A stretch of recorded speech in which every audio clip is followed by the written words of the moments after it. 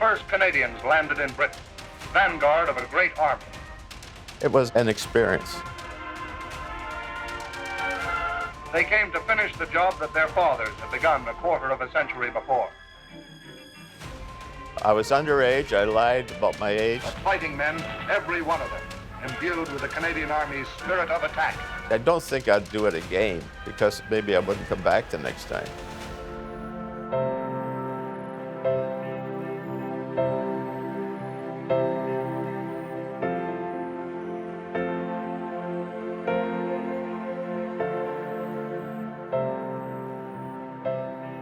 We're talking about my father as a former soldier, someone who lost a leg in the Second World War, and his contributions to the war amps and my father's commitment to everything in his life.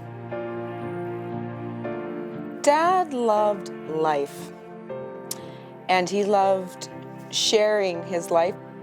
It's important in life to know as much as you can because it gives you something to look forward to all the time. He had a wonderful sense of humor.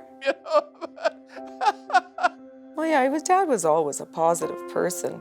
I said, there's always someone worse off than yourself.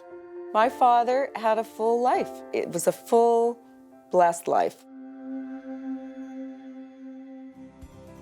I have memorabilia of Dad's from the war that I think that the regiment should have, and they're going to put it on display. Drew, it's wonderful to see you again.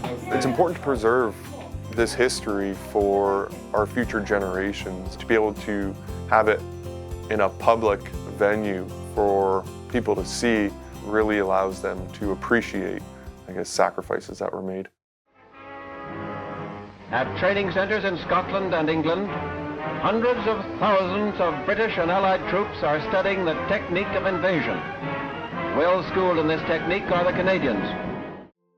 I was in the militia earlier as a boy soldier, and the reason being I got 60 cents a day. It gave me a chance to fire a rifle, and I really enjoyed that. We had an opportunity to enlist in the regular force, and I thought, oh gosh, I like soldiering, and so I enlisted. There's that sense of adventure. I don't really think he told his parents before he joined the Army. This is a picture of my dad signing up with the Lincoln and Welland Regiment at the age of 17. And he told me that he cut off a lock of his beautiful wavy hair to give to his mother in case he didn't return. I was underage, I lied about my age. And I think he felt that it was a duty to fight in World War II. I wound up in a 3-inch mortar platoon, Lincoln and Welland Regiment, yeah, it's 10th Infantry Brigade, 4th Armored Division, yeah. They were recruiting a whole band of pipers, and I wanted to get more into piping. After he joined the Lincoln and Welland Regiment, Niagara, he learned to play the bagpipes. And that was always a very important thing in my dad's life, the bagpipes. And I got rather interested in it. I said, well, I can at least learn the pipes and make something out of this. And that's what happened. So this is a picture of my father playing the bagpipes, and in this picture my dad has 2 legs. I felt pretty good because I was learning something besides soldiering, and I like piping. I still have my chanter and my music. So Dad has had this since he joined the pipe band in that regiment. And it's something that was very important to my father. So we knew to be very careful. We knew to be very careful with the chanter. After he joined, they were stationed in Nanaimo, Newfoundland, and Gander prior to going overseas, initially in London and then, of course, going to France. Some of the hardest, most bitter fighting of the war took place in Normandy during the summer of 1944. So this was largely done through Operation Totalize, which the intent there was the breakout of Normandy. The Allies had largely encircled an entire German army, but they were still able to escape this encirclement through a small village. It was the Canadians, under the command of Major David Curry of the South Alberta Regiment, along with a small detachment of Argyll's and Lincoln and Welland Regiment soldiers, were able to close this gap. The 10th of August, by first light, the companies still under command were consolidated. I came down to get reinforcements, I remember, and I had a mortar carrier, and they asked me to take this carrier down and pick up these 25 reinforcements that were down, at this little village there. And I said, I don't know. I said, I saw bucket helmets out there. A lot of soldiers at that time described German helmets as bucket helmets, and it's obvious by looking at it, as it was easily identifiable and almost resembled a bucket. Well, we're going to give you 2 snipers and an officer, and they'll give you some firepower to go through the wheat fields and so on. Holy mac! But I still saw bucket helmets out there, and so I got in the carrier, and I was scared. I was really frightened. I got going in this carrier, and I tried to get the seat down, but I couldn't because we had sandbagged this bottom of the floor of the carrier for mines, and so that meant my head was sticking up.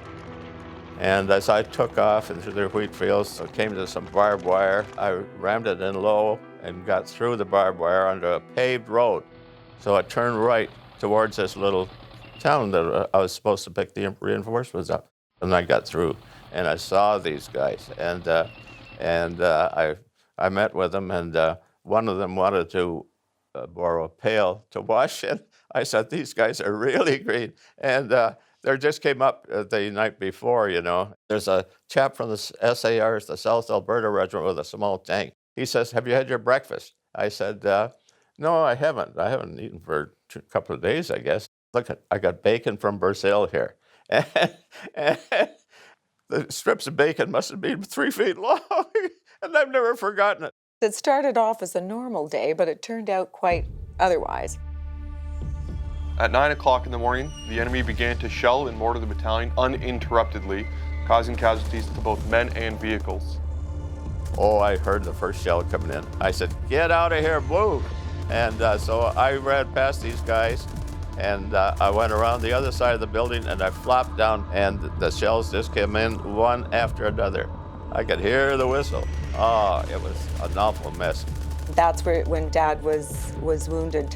I was going to run for a horse trough at the far end, and I looked down, my leg was off. I says, holy God, my leg's off. I didn't even feel it, and there's hardly any blood. I was a whole day behind that place, and nobody was around. Nobody was around.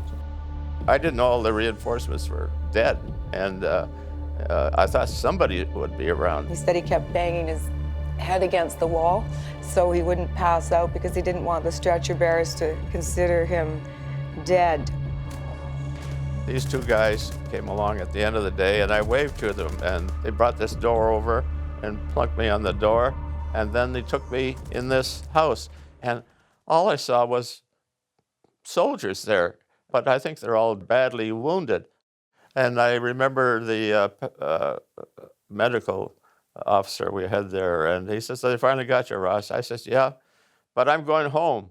Those problems that we think are so important, your big problems, aren't so big compared to facing mortality, and especially in a situation like that when you're surrounded by death. Because I was thinking maybe I was going to die or something like that. You think crazy things. But I never looked back. A leg, when you think of other wounds, it's not bad,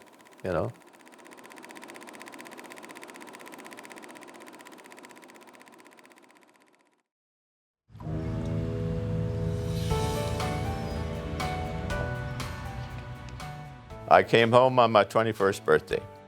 This is my father's peg leg that he came home with. It was not a great thing, but an interesting thing. And because all of us wanted to get rid of crutches so we could walk and maybe use a cane.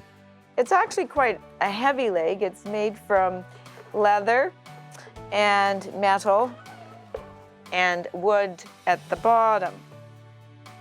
One of the stories my father told about this leg to people that's not necessarily true, but my father loved to tell stories. I can tell you this. They're a great thing. If you take the rubber off the bottom of the peg, and if you've got a garden and if you walk along the garden, you can put a hole in the ground and the wife can follow you and throw a potato in it. But with the weight of this peg leg, actually you could do it. He came home to try and carve out a life for himself, minus a leg, and transition back into Canadian society again. And he was very successful in doing so. I thought, well, I got to do something.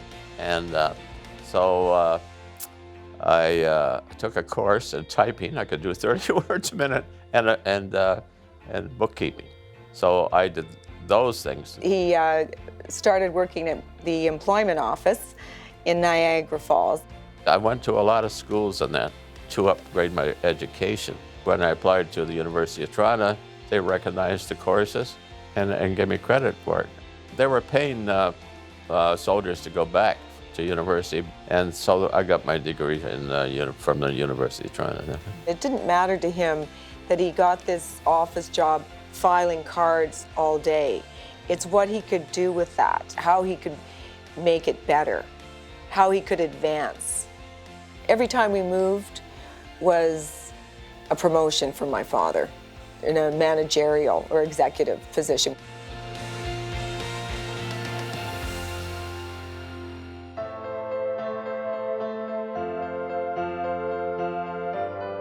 I thought of the war amps when I moved to Toronto here, and I thought, well, maybe I could be of some help. Maybe I could play the pipes for them and some things like that. So I got into it that way. Dad was very involved with the War Amps, an organization that helped him rebuild his life.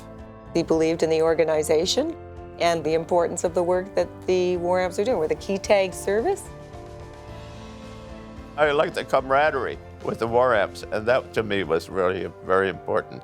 And that's why I enjoyed the amps and the work they were doing, and the Child Amputee program that they got into, which is so worthwhile. He helped to continue that in dealing with the CHAMPS program, getting out there, getting the word out there.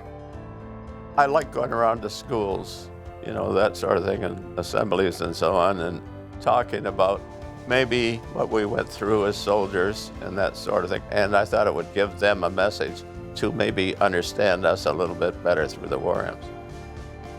There's great stories in the war amps if you really look at it.